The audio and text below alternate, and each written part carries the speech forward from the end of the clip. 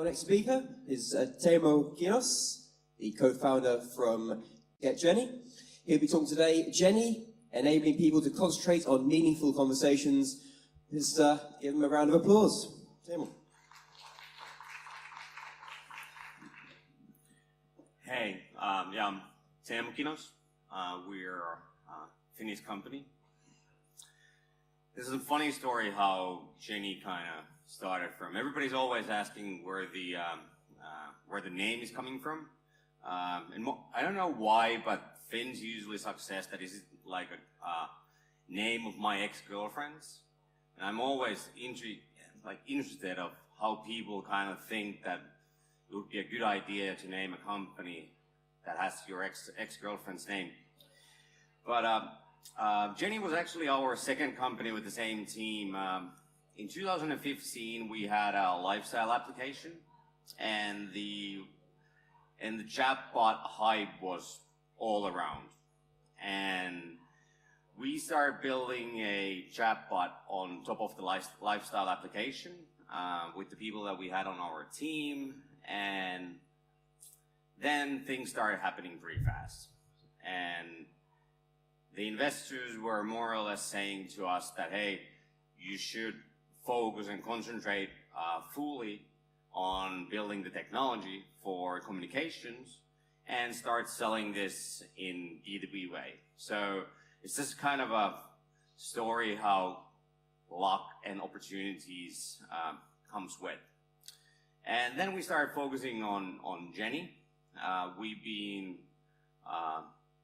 having different kind of clients for more or less 2 years now. This December, 2 years.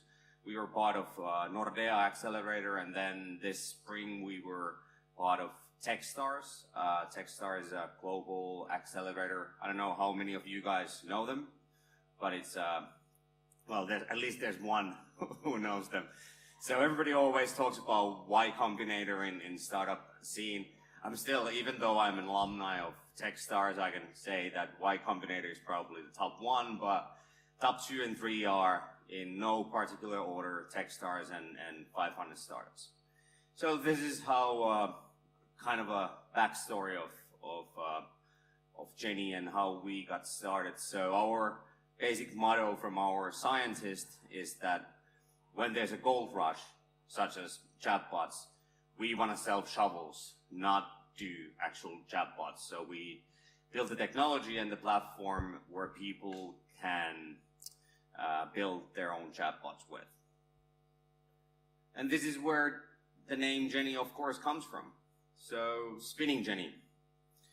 And the whole story that I have in the presentation is more or less the evolution of technology, how people has been doing more meaningful things continuously.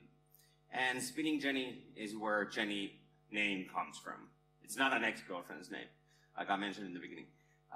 So spinning Jenny, for some people that don't remember the history lessons, was the first machine that basically started the whole industrial revolution. And how we feel that Jenny, as an open source technology, will be the starting point where the revolution of information starts from. And how we feel that why we want to be open source is more or less that we feel that whole communication is one of the points that needs involvement of a large group and not just particular organizations. But from spinning Jenny, when people started to do a little bit more meaningful jobs than handcrafting or hand spinning, then in the 2000s we remember the lineup from T Ford. So T Ford was evolution of cars. Cars were made more affordable. Cars were built by a huge line of people who were screwing the bolts. And if we think about car manufacturing these days, people are still in the loop. It's not like machines are designing the cars, even though we're now talking about self-driving cars, or there is self-driving cars, not publicly available, but, or like they are, but not used so much. But still there's always a human in the process. So in 1930s, it was that every single bolt, every single screw was put together or put in by a human person. And then a few decades later, robots started taking over. Robots made, of course, again, the cars became more and more affordable because the time of human beings is the most valuable thing, usually. And what happened is that, again, people were not, put in line and putting those screws together because people had better things to do. So in the 1970s, this is a nice picture of an office.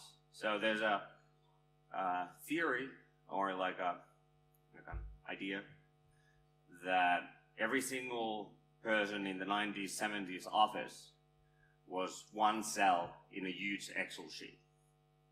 Every single Monday, the Excel sheet was basically started, and it started calculating stuff, and on Friday it was shut down. And again, repeatedly, it started doing the same manual work. However, if we think about today's offices, everybody has their own Excels. Maybe we work on the same Excel together on sharing platforms. But the basic idea is that people are supposed to do things that matter for the companies. So a lot of the things that happened in the 90s, 70s was actually more or less support work. So things that people thought that they were supposed to do for their jobs.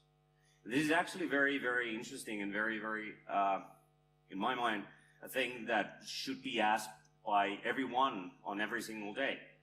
That am I actually helping the company? Or am I actually doing work that I'm supposed to do? Or am I doing work that I think I'm supposed to do?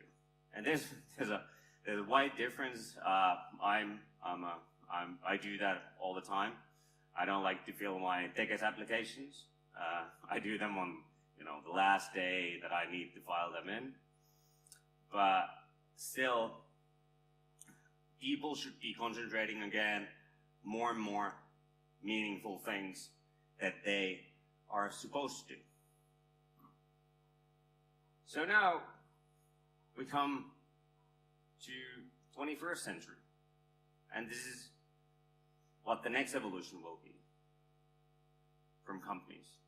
If we think about a day-to-day job in a call center, has anyone worked in customer support before? It's a quite painstaking job. 90% of, at least I worked for unnamed bank called Nordea 10 years ago. And I say 95% of my day-to-day jobs were exactly the same. Cruciating. There was a huge line of people all the time waiting to get to the service. And 95% of my job was more or less handing out cash or giving bank account statements for people that were kind of on the edge of the humanity. So they had to bring these bank account statements to the Social Security offices. So that was one time in a month that they did that, so they paid all their bills. So more or less my job was handing out money from a register to another one. Now, of course, there's ATMs to do it, but some people like to do that and like to pay their invoices there as well. But I didn't have time to actually concentrate on the people that needed my help. Because there were more or less people that I knew that we would need at least 10 minutes, maybe 5 minutes more, but more time and more of my effort to actually do something.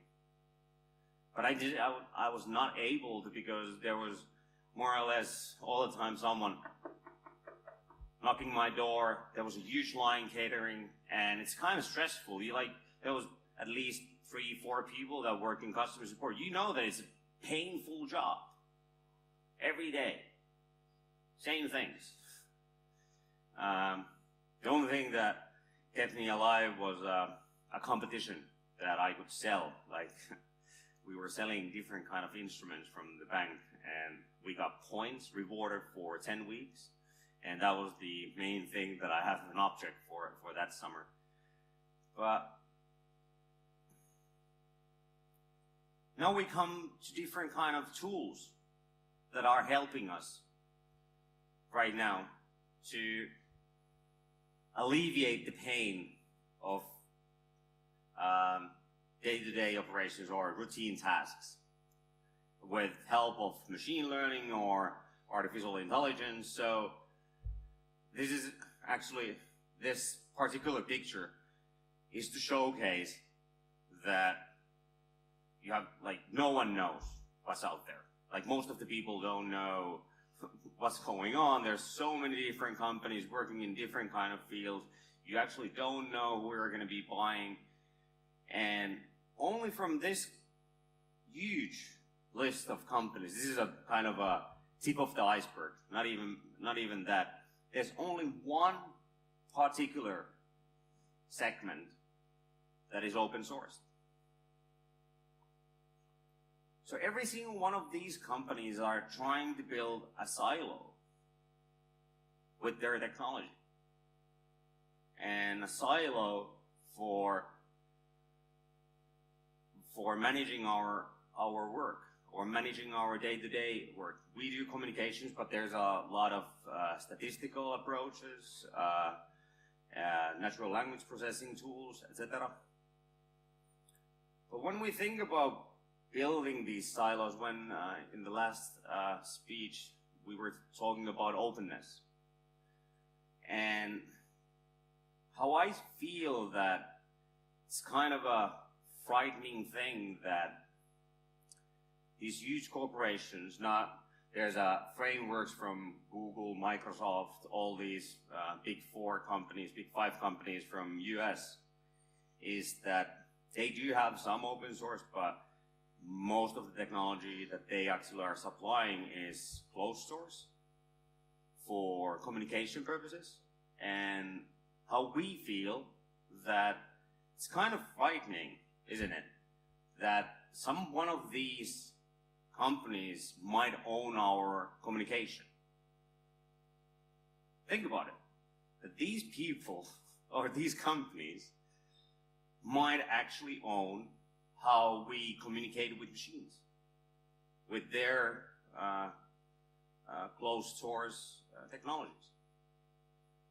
And if we think about communication, that's the main thing, what basically separates us from animals. And now we're kind of giving the keys to this communication to the 4 huge companies in US. And of course, this is where we come from. So Jenny is an open source technology for communication purposes. So what we offer is the natural language processing until the chatbot APIs. So this has all been open sourced. Why we open source this is that, like I mentioned in the previous slides, that we feel that this is a lot more, it's bigger than us. It's a bigger issue that we can ever solve as a startup. So what we are looking for is more and more people getting involved with the whole open source technology. We've discussed with Red Hat before, and how could we actually have a technology that would be available for everybody to use in their companies for communication purposes. Well, in Finland we particularly know this problem because there's only like 5 million of us. No one's built, like Google, Microsoft, anyone, they're not gonna come over here and build advanced natural language tools for Finnish language. No, sorry, we're probably not gonna get that. So, oh, that's actually the link. So our GitHub page is super easy. So github.com/getjenny.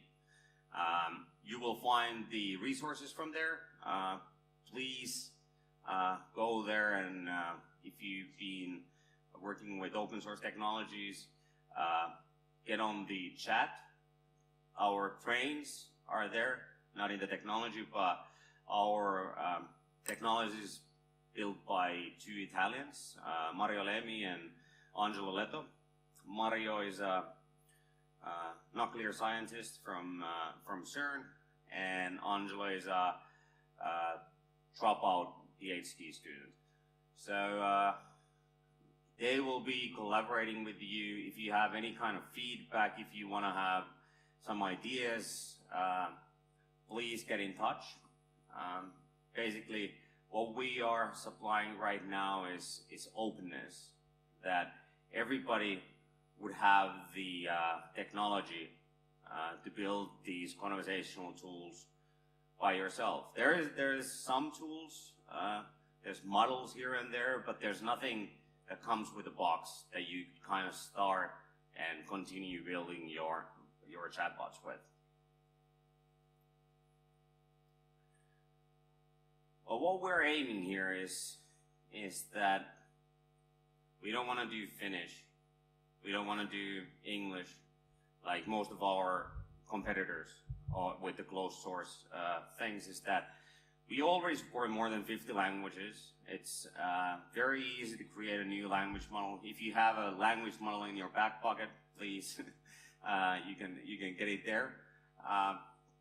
It's super easy to get started, actually. So we start one of our cases when we were giving or handing out our technology is that you see all these flashy UIs, and you kind of need to be a little bit advanced in technology to get started. But how many of you guys know how to work with Excel sheets?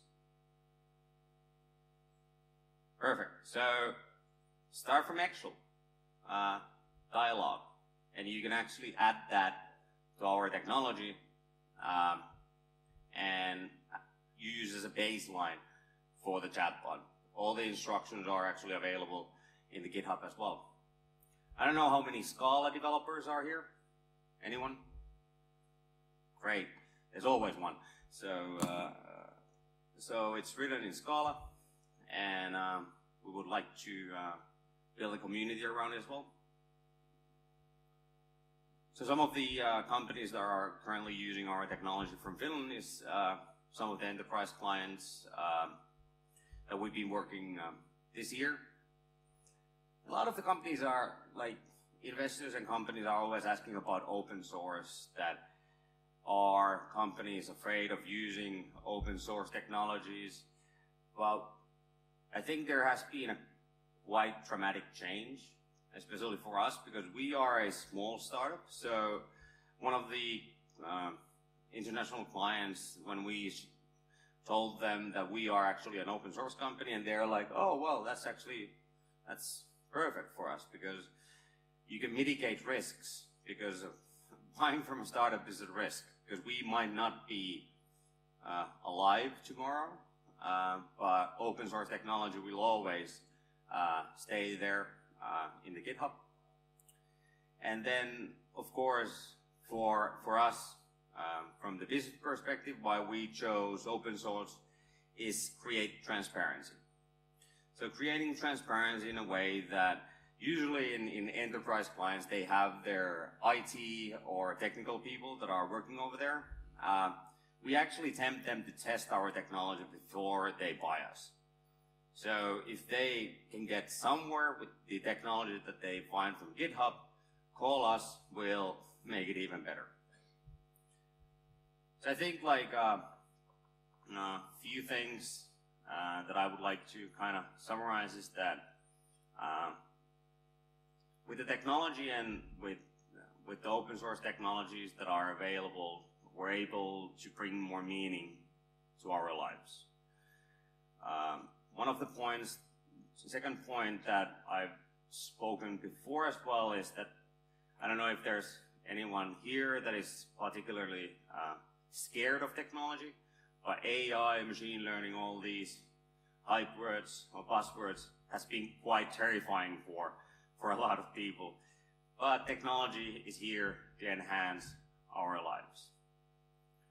And I think the third part is that what we found as a startup is that enterprises these days are opening up for the idea of using open source technologies. And for us, it's a kind of way to deliver our technology. Hey, would you have any questions? Anyone?